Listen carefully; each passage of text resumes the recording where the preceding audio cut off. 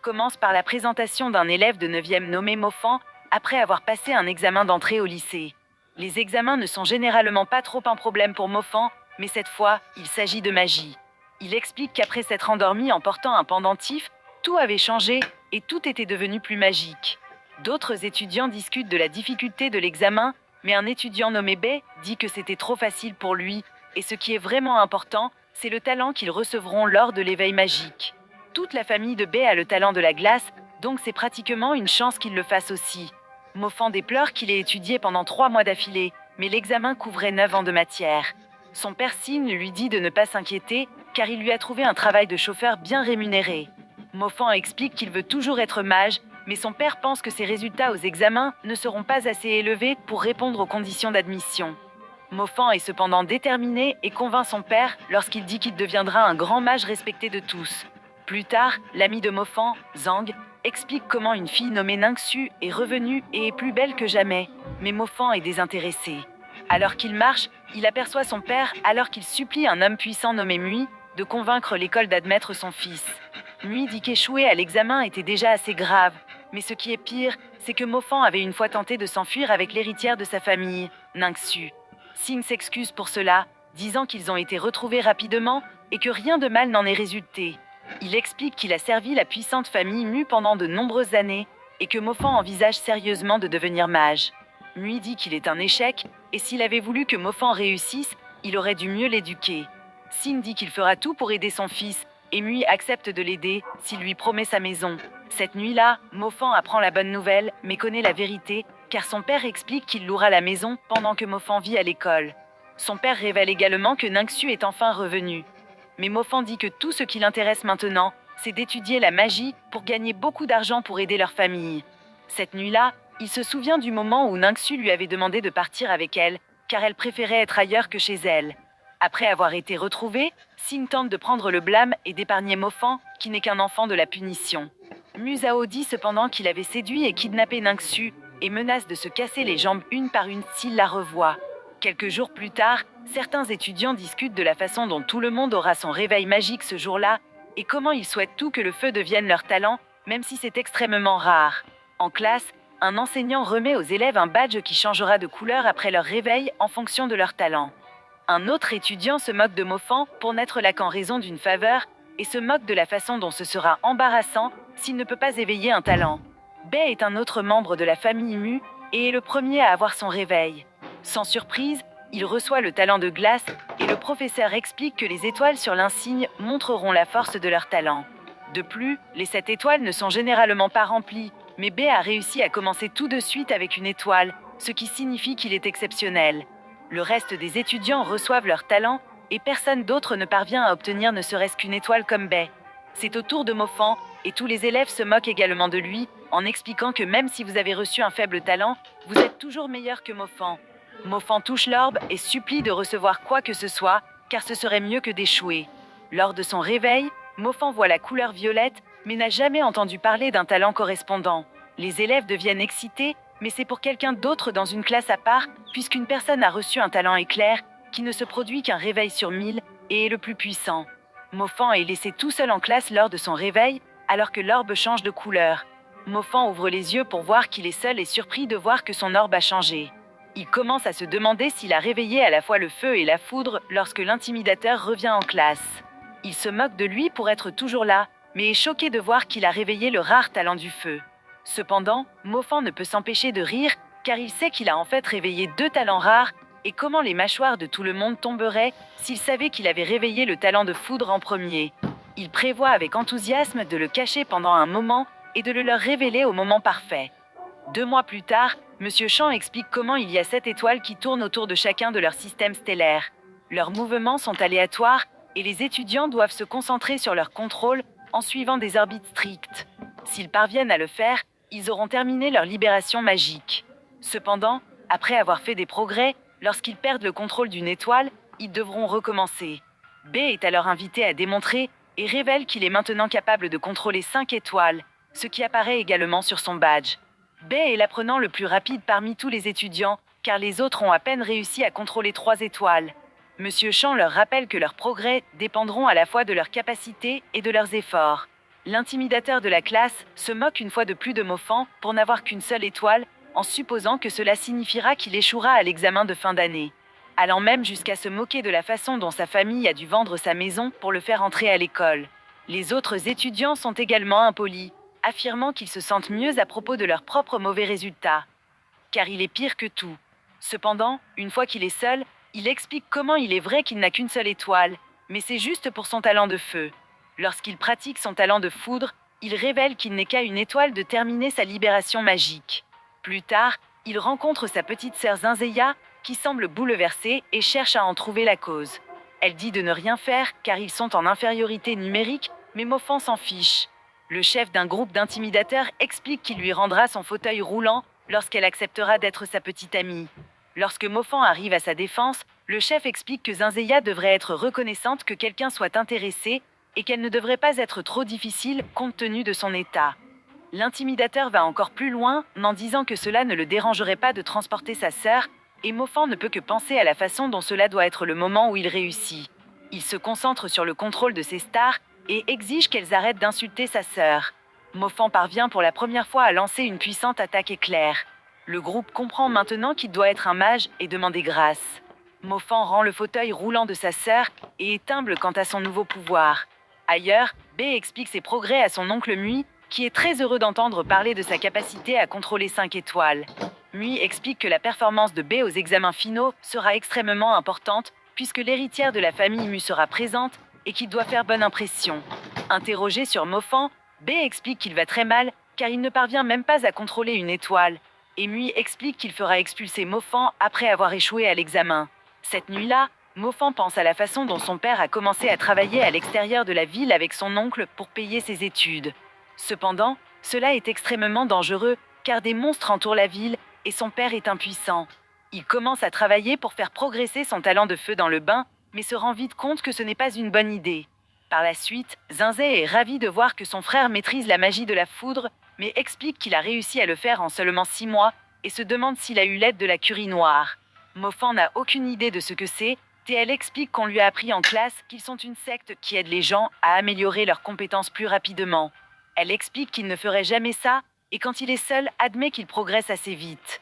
Il craint que les autres commencent à penser qu'il fait également partie de la secte, et a décidé de ne révéler que son talent de feu devant les autres, tout en gardant son talent de foudre comme atout. En classe, tout le monde a un regard idiot sur le visage, et Mofan se retourne pour voir que c'est à cause d'une jolie femme. Elle s'appelle Mistan, elle est leur nouveau professeur de magie pratique, et elle demande à tous les talents du feu de se lever. Mofan se moque de l'intimidateur pour n'avoir qu'une seule étoile, et Mistan fait une démonstration de la magie du feu de niveau 1, appelée Fear Burst. Plus tard, B explique à Mui qu'il ne croit pas vraiment que Mofan échouera suffisamment pour être expulsé de l'école, car cela n'arrive qu'aux étudiants qui obtiennent moins d'un D à l'examen final. Mui explique cependant qu'il a un plan de secours. Il révèle une pierre sombre qui peut absorber l'énergie magique et la lumière de la boule de cristal. L'examinateur pendant le test travaille pour lui, et il lui fera appliquer les effets de la pierre noire sur la boule de cristal lorsque ce sera au tour de Mofan d'être testé, s'assurant qu'il échouera. Mui en veut toujours aux méfaits de Mofan envers la famille Mu et jure de le faire payer. Ailleurs, Mofan exerce son talent de feu et explique qu'il ne reste qu'un mois avant l'examen final. Il n'a réussi à contrôler que 5 étoiles, ce qui devrait convenir à l'examen, mais il aimerait mieux performeur afin d'impressionner la famille Mu. Le temps passe vite et Monsieur Chan explique comment se déroulera l'examen final. La boule de cristal mesurera leur pouvoir magique. Plus il brille, plus il possède de pouvoir. Ils recevront des notes en fonction de sa luminosité, allant du meilleur au pire dé. Tous ceux qui reçoivent un dé seront expulsés de l'école. De plus, comme il est impossible pour la plupart d'entre eux de contrôler les 7 étoiles en une seule, ils ne seront pas testés lors de la libération magique. Cependant, si quelqu'un est capable de le faire, il sera transféré dans la classe d'élite où il recevra un bracelet étoile qui l'aidera à progresser. Lors de l'examen, le chef de la famille Mu, Musao, fait un discours aux étudiants et il est expliqué que Ningxu est un étudiant exceptionnel qui a obtenu son diplôme tôt et qui fréquente maintenant un collège de magie. On lui demande de faire une démonstration et étonne tout le monde avec sa démonstration de puissance. Il faut dire aux élèves de se calmer pendant qu'ils discutent tout de leur inquiétude à l'idée qu'ils ne réussissent pas bien. Cependant, ils sont soulagés de voir que l'examen n'est pas trop difficile après que quelques étudiants aient reçu des A. Zhang se sent assez confiant, Alors il demande s'il pourrait essayer sa libération magique, mais échoue. Il se moque de ses camarades de classe, mais se sent rapidement mieux lorsqu'il est encouragé par Madame Tan. C'est alors au tour de Bae, il impressionne la classe lorsque la boule de cristal brille de mille feux et que Monsieur Chan lui donne une note S, la seule de toute l'école. Bien sûr, il aimerait également essayer sa libération magique, et nous voyons que Mue parle de lui avec enthousiasme à Musao. Bae utilise avec succès sa magie de glace et reçoit une note B pour sa libération magique.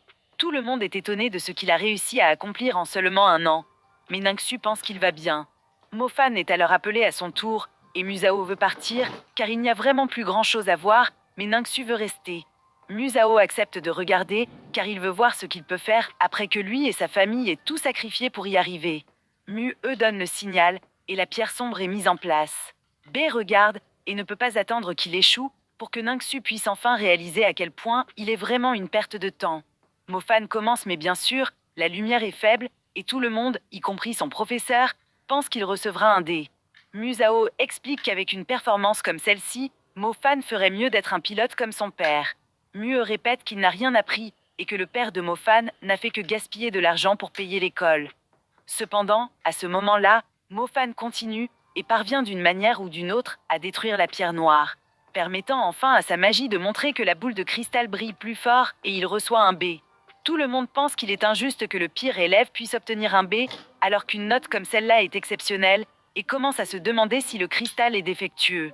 Monsieur Chan est fier de lui, mais Madame Tan révèle que ce n'était pas sa véritable capacité. Elle affirme que la balle est défectueuse et insiste pour qu'il soit retesté. Les élèves sont tous d'accord, et Monsieur Chan lui demande de repenser sa demande, car il n'a pas été facile pour Mofan d'entrer dans l'école. Madame Tan persiste, et Ningxu est d'accord avec elle pour demander également un nouveau test.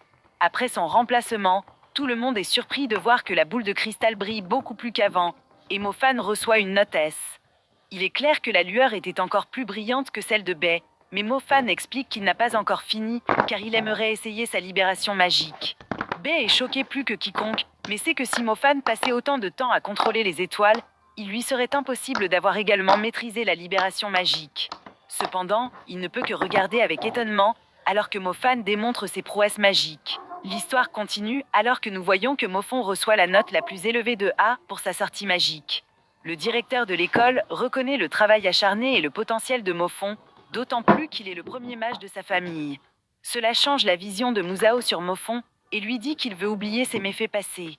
Musao lui donne un bracelet de feu pour l'aider à exploiter ses pouvoirs et l'accepte dans sa famille. Bae, cependant, est seulement invité à travailler plus dur. Monsieur Chan dit à Mofon de remercier l'homme, mais il refuse d'être le chien de compagnie de quelqu'un à commander et explique qu'il n'est pas veule comme Bae. Il faut dire à Musao de se calmer quand Mofon dit qu'il n'oubliera jamais comment Musao l'a traité lui et son père, révélant que King a toujours mal au dos depuis ce jour il y a 3 ans. Wei veut qu'il soit expulsé, mais le directeur n'est pas disposé à aller aussi loin. Alors Bae dit qu'il devrait le laisser lui faire respecter.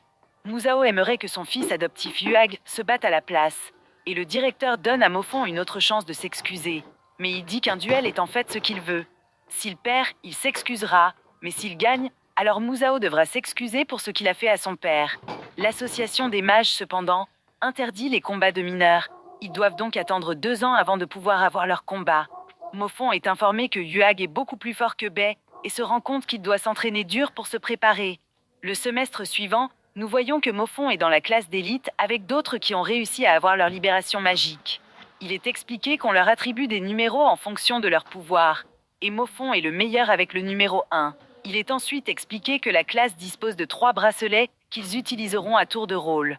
Les 3 meilleurs étudiants reçoivent 1 mois chacun, mais Mofon n'en utilisera qu'un pendant 10 jours, en guise de punition pour son comportement grossier envers Musao. De plus, les bracelets sont très précieux, et si quelqu'un devait les perdre ou les endommager, non seulement il serait expulsé, mais il serait interdit d'être mage. Tout en pratiquant, Bae explique qu'il existe différents niveaux de bracelets.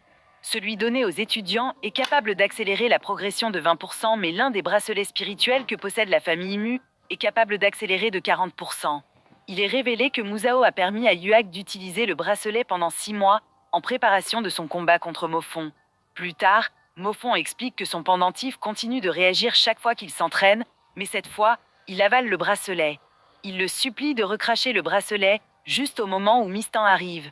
Elle suppose de son comportement qu'il a perdu le bracelet et il lui raconte ce qui s'est passé. Il explique que le pendentif est un héritage familial et elle révèle que c'est aussi un équipement magique qui accélère les progrès, mais il doit être nourri. Non seulement il améliore les statistiques, mais il peut aussi absorber de l'énergie et s'améliorer. Il réfléchit à la façon dont la chose doit être responsable de lui permettre de libérer 2 talents alors que d'autres ne pouvaient même pas en faire un, et se demande s'il sera réprimandé pour l'avoir. Il dit à Mistan qu'il ne peut pas le contrôler et qu'elle devrait le garder. Cependant, elle explique que c'est unique en son genre et sent qu'il a un lien spirituel avec Moffon. Elle lui demande de le garder caché et explique qu'il ne continuera à grandir que s'il se nourrit d'esprit et d'autres engrenages magiques. Elle promet de régler l'affaire du bracelet manquant, mais il lui devra. Son aide fait que Moffon se demande si elle est réellement attirée par son incroyable charisme. Plus tard, les étudiants sont emmenés en excursion au bord de la zone de sécurité où les monstres sont empêchés d'entrer. Moffon révèle que sa poussière d'étoile de feu a été agitée et se demande si elle passe au niveau 2. À leur arrivée, le chef instructeur leur explique qu'ils participeront à une chasse aux primes. Tant qu'un étudiant sur 100 parvient à terminer la chasse, ils recevront tout des A. Les étudiants sont inquiets car seuls les mages ayant plusieurs années d'expérience peuvent faire des chasses aux primes parmi les monstres. Et Monsieur Champ est d'accord. Cependant, l'instructeur en chef ne le fait pas, expliquant qu'ils sont la meilleure école de Magic City et qu'ils devraient le montrer. Moffon ne se soucie vraiment que du prix pour avoir terminé la chasse aux primes, et il est révélé qu'ils recevront une armure magique. Moffon sait que Yuan fait partie de la riche famille Mu et qu'il aura certainement la meilleure armure. Il ne peut donc pas se permettre de perdre. Les étudiants traversent assez facilement certains obstacles une fois la chasse aux primes commencée, ce qui leur permet de démontrer leur contrôle sur leurs capacités. Ils arrivent dans une grotte qui servait autrefois de repère à des loups-borgnes. Il avait été nettoyé auparavant, mais les étudiants ont été chargés de vérifier les monstres restants et de trouver un bracelet perdu. Dehors, il est révélé que le chef a ordonné à quelqu'un de veiller sur eux, et Monsieur Champ suppose qu'il n'y a plus vraiment de loups dans la grotte. Le chef dit qu'il y a quelque chose là-dedans et que les étudiants ont besoin d'expérience.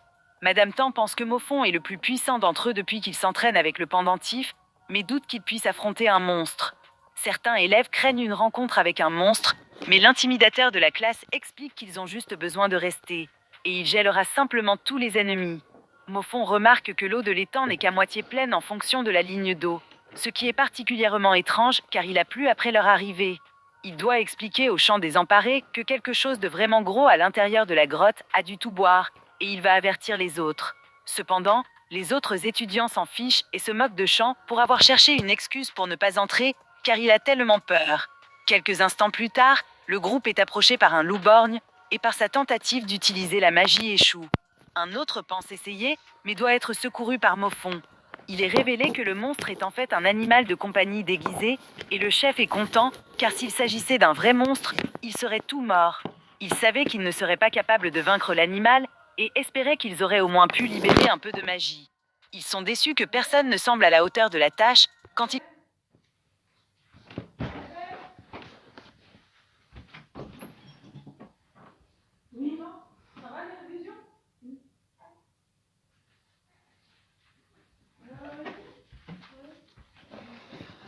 commencent à voir la Désolé pour lumière de la l'interruption. grotte et supposent que c'est le doué Bay. Ils ont raison car Bay retient le loup et nous voyons que les élèves ne trouvent pas la corde qu'ils ont utilisée pour descendre dans la grotte. La fille sauvée par Moffon nommée Minzo retourne avec confiance dans la grotte et libère une puissante attaque de feu qui ne fait qu'exaspérer le loup. L'autre utilisateur de foudre de la classe parvient à le paralyser un instant, mais cela ne dure pas très longtemps. Bay est inutile contre lui et la deuxième tentative de Minzo échoue également.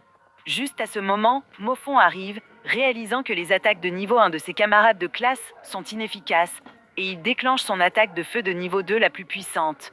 Le loup est englouti par les flammes et doit fuir vers l'étang.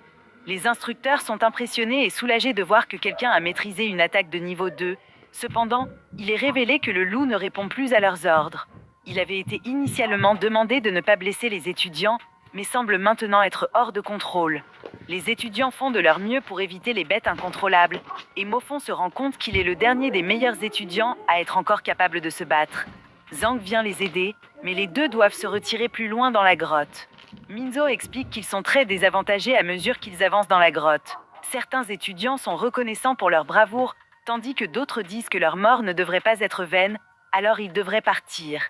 Minzo veut entrer après eux, juste au moment où le chef arrive, et est mis au courant de la situation. À l'intérieur, Zhang sauve courageusement Mofon d'une attaque, mais est gravement blessé. Cela envoie Mofon au bord du gouffre, et il décide finalement de libérer sa magie éclair. Sa première attaque n'est guère efficace, mais parvient à l'étourdir un peu, et Mofon propose un plan. Cela fonctionne comme prévu, et le monstre est finalement vaincu. Une lumière émerge de son corps et entre dans le pendentif de Mofon. Le chef arrive et est étonné que Mofon ait réussi à vaincre le loup. Il sait que sa magie du feu ne l'aurait pas tué, et Mofon explique comment il avait utilisé un rocher pour le percer. Il supplie qu'ils obtiennent de l'aide médicale pour Zhang, mais le chef ne comprend toujours pas comment Mofon a réussi à le faire, d'autant plus que la vitesse et les réflexes du loup auraient pu esquiver facilement le rocher. Il supplie de se concentrer à nouveau sur Zhang, et ils partent. Le propriétaire du loup de compagnie est furieux que le chef l'ait tué, mais est choqué avec tout le monde quand il est révélé que Mofon l'avait fait. Le propriétaire refuse de croire cela, car son animal de compagnie est encore plus puissant que les monstres normaux et aurait facilement pu tuer même des mages expérimentés. Il pense toujours que cela devait être le chef, et lorsqu'on lui a demandé, Mofon explique comment il l'a fait, sans révéler son utilisation de la magie de la foudre. Alors que l'instructeur pleure sur son animal de compagnie, les étudiants voisins commencent enfin à donner du crédit à Mofon pour sa bravoure et comprennent maintenant pourquoi il est le numéro 1 de la classe. Mademoiselle Tan leur explique que si l'animal était un vrai monstre, ils auraient tous été tués lorsqu'ils l'ont rencontré pour la première fois, car ils n'ont utilisé aucune magie, et que les monstres qu'ils rencontreront à l'avenir seront des tueurs sanguinaires qui ne montreront aucune pitié. La chasse aux primes ne s'est pas déroulée comme prévu, mais tous les étudiants recevront toujours un A, et Mofon recevra un S. Cependant, un autre instructeur mentionne que Mofon a non seulement utilisé la magie de niveau 2, mais a également vaincu le loup, qui mérite l'armure, et tout le monde est d'accord. Par la suite, Mofon reçoit une médaille et se voit offrir un poste de chef après avoir obtenu son diplôme, mais il veut seulement savoir où se trouve son armure. D'autres étudiants reçoivent ensuite leur prix, mais le chef n'arrive pas à comprendre comment Mofon a réussi à gagner le combat et commence à se demander s'il n'avait pas dit toute la vérité. L'histoire continue alors que nous voyons que 2 mois se sont écoulés et que Mofon attribue à son pendentif l'augmentation de ses progrès de 20%. Il a remarqué que la magie du feu de niveau 1 de son camarade de classe endommageait à peine le loup, mais sa magie du feu de niveau 2 faisait des dégâts importants. Cela le rend curieux de savoir ce que la magie du tonnerre de niveau 2 pourra faire, puisque le tonnerre est l'élément le plus fort. Il se rend compte qu'il n'est pas encore assez fort, car il ne peut pas compter uniquement sur la magie dans le combat et doit s'améliorer plus rapidement. Il se souvient que son pendentif pourra s'améliorer s'il est alimenté en grande quantité d'énergie, et s'il atteint le niveau à bulle, il accélérera sa progression de 40%. Les choses dont le pendentif a besoin pour se nourrir coûtent de l'argent. Alors il commence à se demander s'il devrait devenir un chasseur de primes, car ils sont tout bien payés et il gagnerait de l'expérience au combat. Le lendemain, Mofan se rend dans la salle des chasseurs de primes et trouve 2 hommes examinant leurs options pour les emplois de chasseurs. Les emplois sont beaucoup trop difficiles pour les mages inexpérimentés, alors l'un des hommes se demande s'il devrait plutôt rejoindre les chasseurs de monstres, car le salaire est bon et ils ont un toit au-dessus de leur tête. On dit à l'homme qu'il ne serait jamais embauché, car les chasseurs de monstres n'embauchent que les meilleurs des meilleurs. Mofan voit qu'il y a beaucoup de gens qui tentent de rejoindre les chasseurs de monstres, et on lui dit de ne pas prendre la peine d'intervieweur, car ce ne serait qu'une perte de temps. Quelqu'un d'aussi jeune que Mofan n'aurait aucune chance, puisque les chasseurs combattent de vrais monstres. Cependant, l'homme explique que ce qui est le plus important, c'est le talent que vous avez. Et si quelqu'un a le talent du feu, il pourrait avoir une meilleure chance d'être embauché, même s'il est très inexpérimenté. Mofan pose des questions sur ceux qui ont le talent de l'éclair, et l'homme ne peut que rire, puisque seulement 1 sur 1000 obtient ce talent. Il explique que chaque équipe les voudrait, quelle que soit leur expérience. Mais ils n'auraient même pas besoin d'aller dans la salle, puisque les riches et les puissants les auraient déjà récupérés. Nous voyons alors que les chasseurs de monstres deviennent frustrés par les candidats faibles qu'ils voient, car leur chef ne veut que des mages d'élite puissants et expérimentés. L'homme de tout à l'heure attend dans la ligne d'interview, et est déçu de voir Mofan dans la ligne également, car il sait que c'est sa première fois dans la salle. Interrogé, Mofan ment, Taylor dit qu'il a déjà obtenu son diplôme, et que son nom est Fanmo. Les chasseurs expliquent qu'ils ne recherchent que des chasseurs de niveau intermédiaire, mais Fanmo n'est même pas certifié.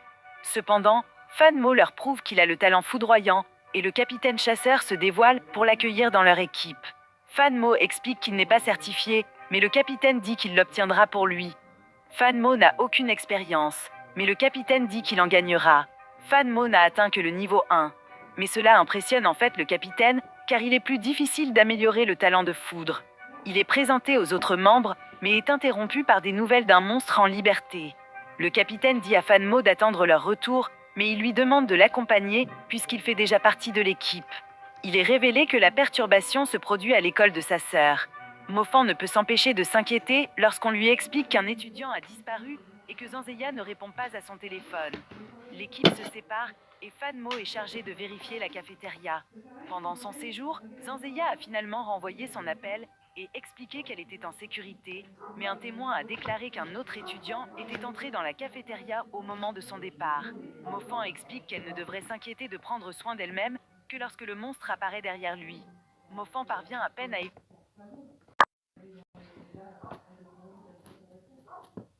vers lui après avoir détecté le monstre.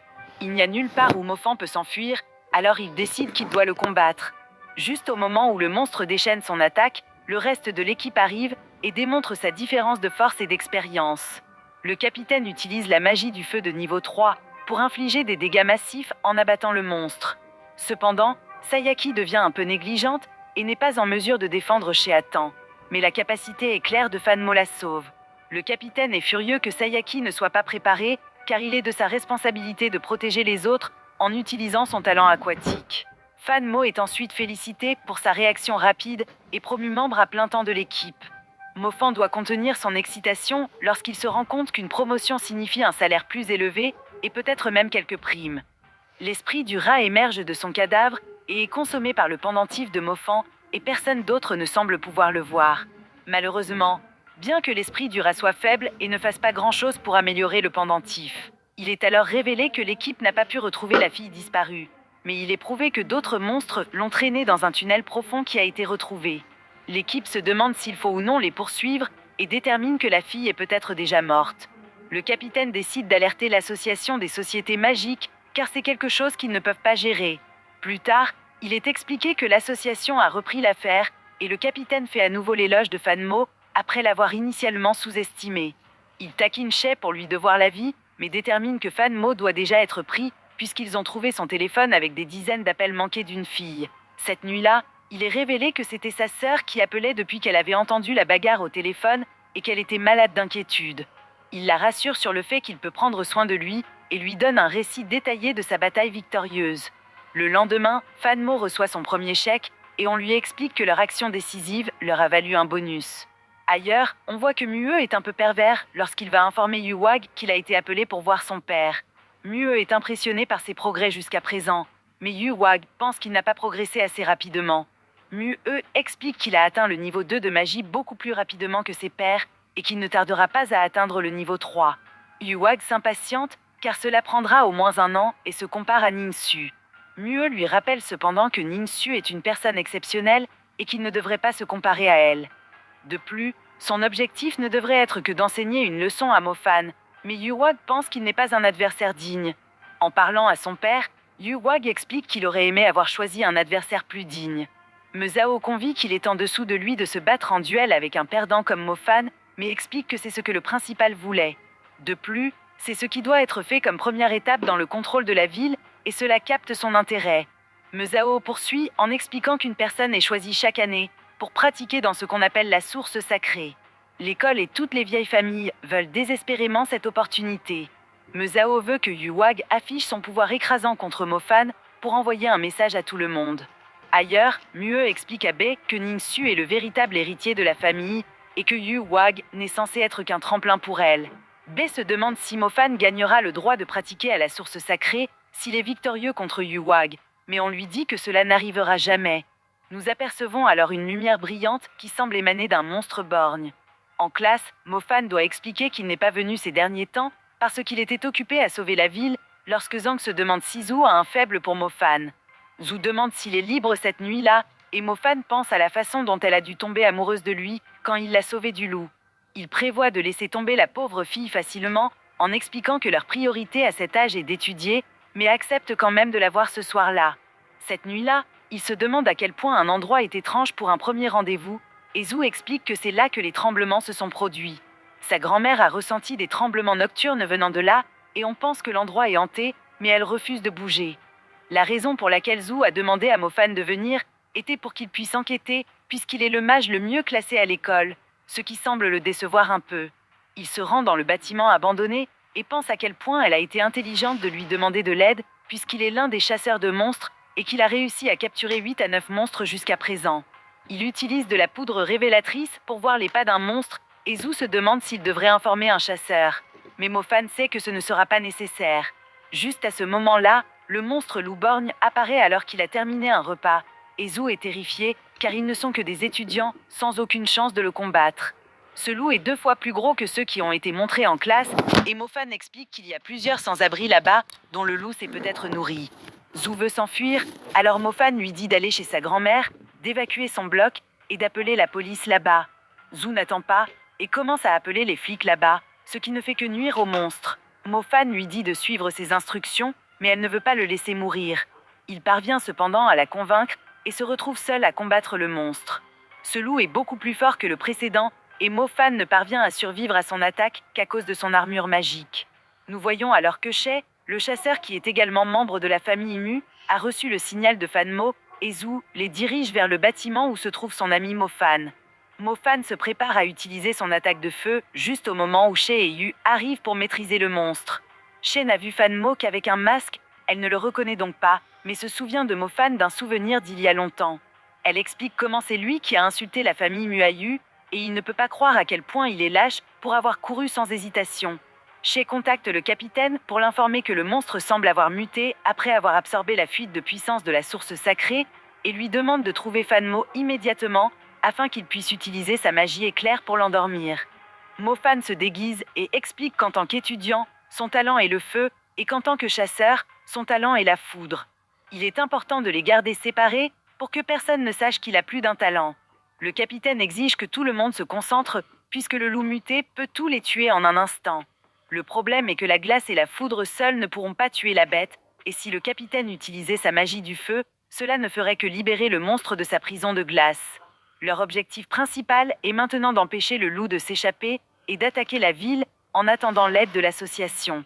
Cependant, cela s'avère difficile car le monstre se libère et ils se rendent compte qu'il a commencé à évoluer vers un monstre encore plus fort. Merci d'avoir regardé la partie 3. Si cette vidéo obtient 300 likes, je saurai que vous voulez que je continue la série et je ferai une partie 4. L'histoire continue alors que nous voyons l'équipe de Monster Hunter se rendre compte qu'ils ne sont pas à la hauteur du loup en évolution. Certains membres aimeraient battre en retraite, mais leur capitaine leur rappelle les citoyens innocents qui seront en danger s'ils le font. Le monstre commence à évoluer en un loup à face d'épine de niveau guerrier, alors le capitaine décide qu'il doit agir rapidement avant qu'il ne termine sa mutation. Le sang du monstre commence à bouillir au point où la glace n'est plus efficace, alors leur capitaine utilise sa puissante attaque de feu. Ils poussent tout un soupir de soulagement lorsque le monstre arrête de bouger, mais doivent rapidement se défendre lorsque le loup attaque à nouveau. Le bouclier d'eau de Sayaki le ralentit un instant, mais Fonmo se rend compte que cela ne durera pas, et la transporte en lieu sûr. La magie du feu de niveau 3 du capitaine semble être moins efficace qu'auparavant, et les efforts de Sayaki pour protéger le capitaine échouent. Le monstre repousse à la fois les attaques de glace et de terre, alors qu'il poursuit sa poursuite du capitaine.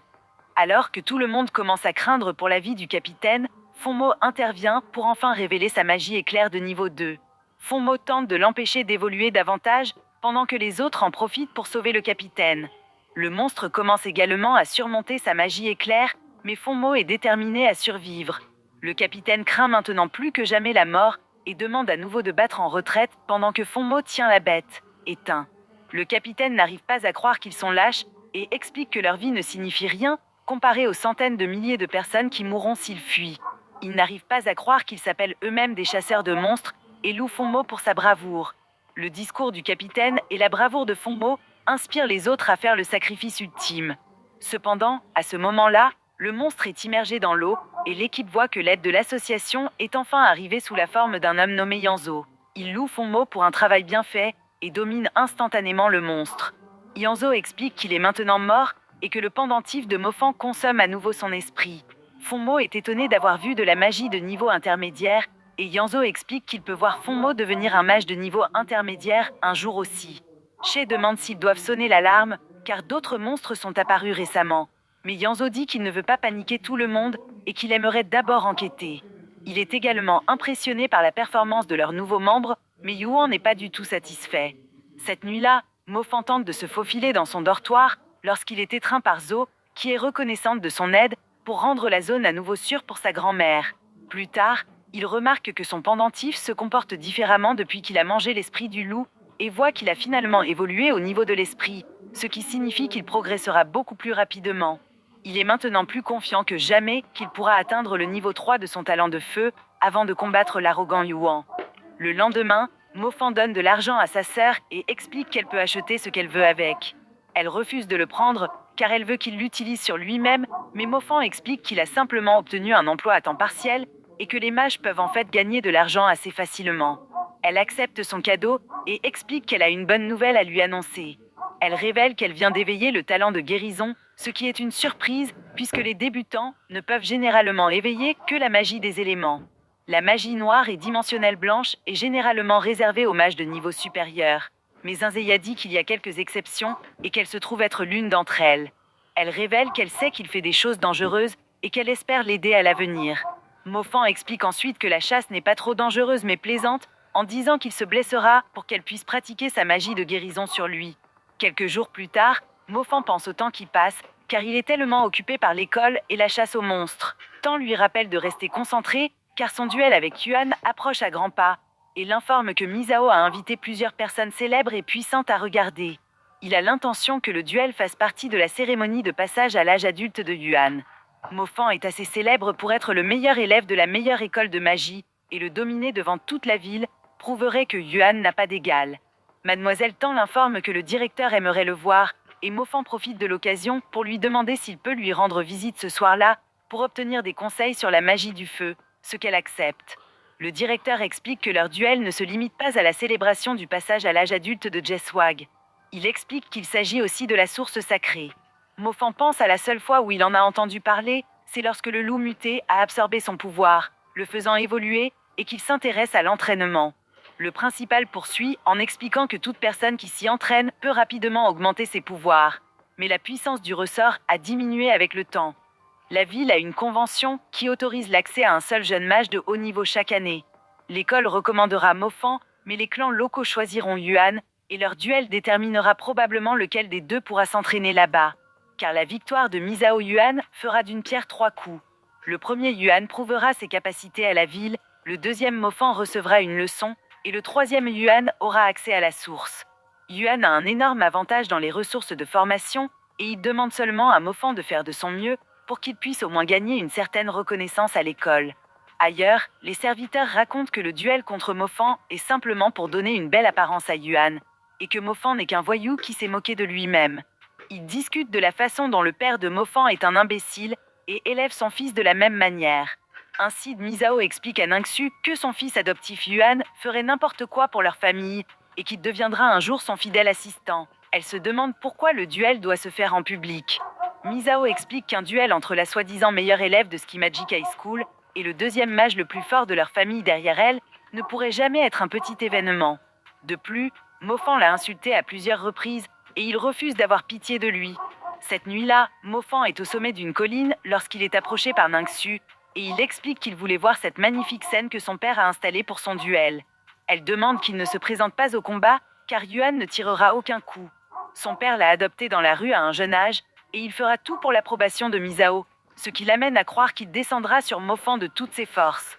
Elle prévient que Yuan le battra si fort qu'il ne pourra pas passer son examen final qui aura lieu dans moins d'un mois. Il refuse de courir. Il explique que son père a toujours fait tout ce qu'il pouvait pour l'aider, lui et sa sœur, toute leur vie sans se plaindre. Il souligne que même si Misao est une personne terrible qui ne respecte pas ses décisions, Ningxu ne le déteste pas, donc un père incroyable comme le sien mérite tout le respect qu'il peut donner. Mofan avait vu son père mendier, l'avait vu se moquer, insulter et humilier les autres, mais a maintenant la chance de prouver à tout le monde que son père n'est pas un imbécile. Le jour du grand événement, Shay salue les autres membres des Monster Hunters lorsque Mofan arrive pour dire bonjour. Shay est très impoli en affirmant que Yuan le détruira, et Mofan se souvient qu'ils ne le reconnaissent pas sans son déguisement. Mofan se bourre le visage de nourriture lorsque le chef le salue et s'étonne de voir qu'il a un tel appétit avant un combat. Il demande à nouveau s'il aimerait rejoindre son armée, mais Mofan refuse car il n'a aucun intérêt à vivre dans les montagnes. Ses camarades de classe arrivent et expliquent qu'ils sont là pour l'encourager mais qu'ils sont fatigués depuis que Misao a invité son père en leur faisant croire qu'il complote quelque chose. Mofan lui assure cependant que son père n'est là que pour le regarder gagner. Misao donnerait ensuite un discours sur l'avenir radieux de la ville et le duel qu'il a mis en place pour le démontrer. Plus tard, Mofan et Yuan entrent dans l'arène. Monsieur Chan souligne que Yuan porte au moins 3 engrenages magiques, lui donnant un énorme avantage.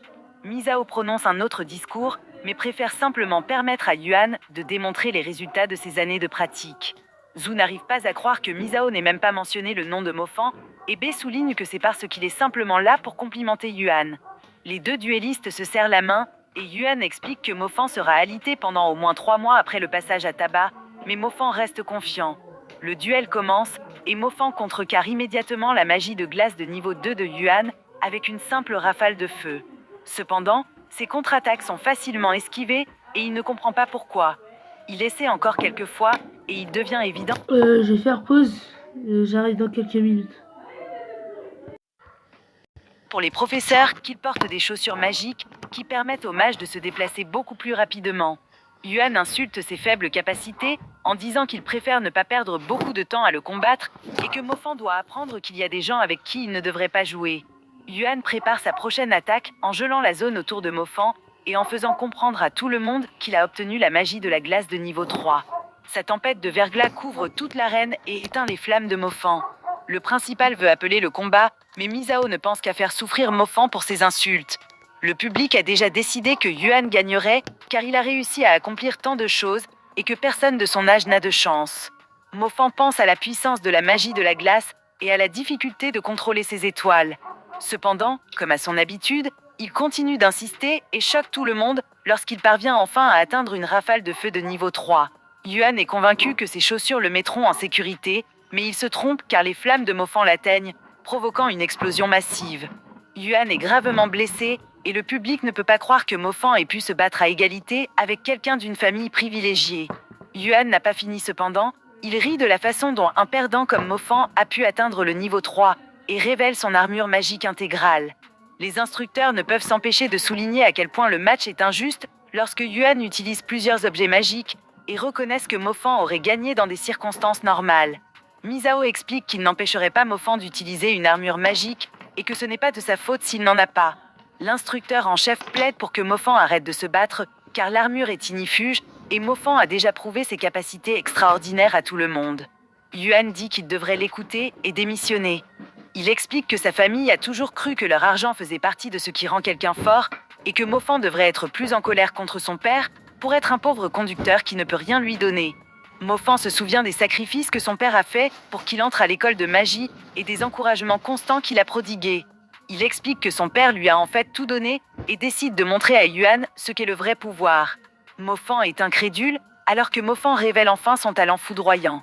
Ils ne comprennent pas comment il peut avoir 2 talents sans même être encore un mage de niveau intermédiaire, et les Monster Hunters se rendent compte que Mofan et Fan Mo sont la même personne. Yuan est plus abasourdi que quiconque, et Mofan explique qu'il a également débloqué sa magie éclair de niveau 3. Pendant qu'il l'utilise, Madame Tang explique que la magie de la foudre est capable de pénétrer l'armure, et Misao regarde avec désespoir, alors que Yuan essaie désespérément de ne pas être consommé par elle. Un peu plus tard cependant, la bataille se termine, et tout le monde ne peut pas comprendre à quel point il est étonnant que Mofan ait 2 talents. Avoir les 2 talents les plus rares est assez incroyable, mais le fait qu'il ait atteint le niveau 3 des 2 témoigne de sa détermination.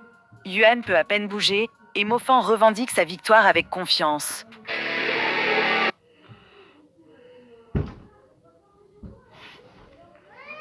Du coup, les gars, c'est la fin. L'épisode 2, il est juste devant vos yeux. Il sortira la prochaine fois. Allez, peace.